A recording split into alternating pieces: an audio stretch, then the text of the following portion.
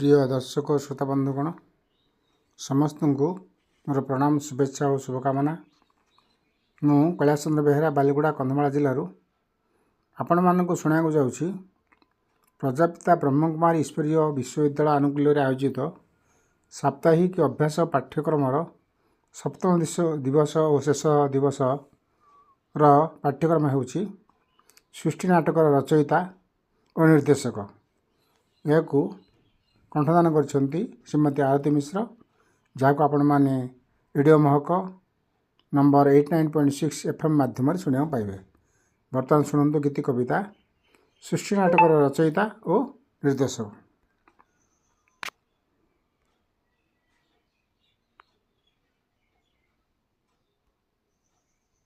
ओम शांति।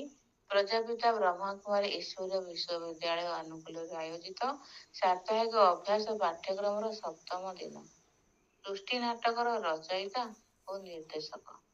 कविता आकार सजाई ओडिशार जनाशुना सुसाहित्यिक कवि स्वरूप कैलाश चंद्र बेहेरा एवं कंठदान कर श्रीमती आरती मिश्र। सृष्टि नाटकर चारोटी चक्र सदा घुरई चारि चक्र पाई चारोटी जोग भोग हुई। सृष्टि नाटकर चारोटी चक्र सदा घुरई सृष्टि नाटकर चारोटी चक्र सदा घुरई चारि चक्र पाई चारोटी जोग भोग हुई। सत्य आउ त्रेता जुगरे देवी देवता धर्म द्वापर जुगरे प्रतिष्ठा आउ तीनोटी धर्म। इब्राहिमी प्रतिष्ठा कले इस्लाम धर्म को बुद्ध देव बौद्ध धर्म जे जीशु ख्रीष्ट धर्म को चारि गोटी मुख्य धर्म को छाड़ी सन्यास धर्म स्थापन करिले शंकराचार्य रखिले नाम। शिख धर्म प्रतिष्ठा कले से जे गुरु नानक कली जुग अंतिम काले एठी मत अनेक। धर्म ग्लानि होई मनुष्य जेबे हुए पतित परमात्मा शिव ब्रह्मांक देहे अवतरित। ज्ञान द्वारा मार्ग देखाई से तो दियंती मुक्ति पथ अनुसारी मनुष्य पांति आत्मशक्ति। शंकरंक द्वारा सृष्टिर हुए महाविनाश आत्मा अभिनेता गण जे फेरंती निज देशे।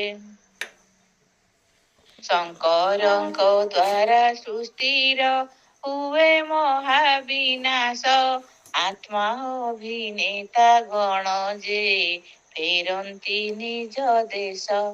एही परी 5000 वर्ष होइले पूर्ति सृष्टिर नाटक निश्चित हुए पुनरावृत्ति। संगम जुगरे परम पिता ओह्लाई आसी ज्ञानर आलोक दियंती अंधकार विनाशी। कुंभकर्ण रूपी मनुष्य घोर अज्ञाने पड़ी ज्ञानर अमृत पाएना रोग शोकरे सढ़ी। राजयोग अटे सहज पंथा एही जुगरे परमात्मा सह संजोग आत्मा को करि पारे।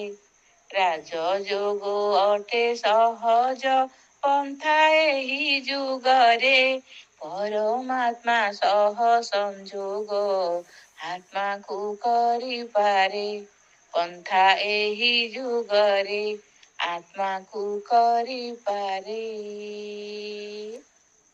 ओम शांति।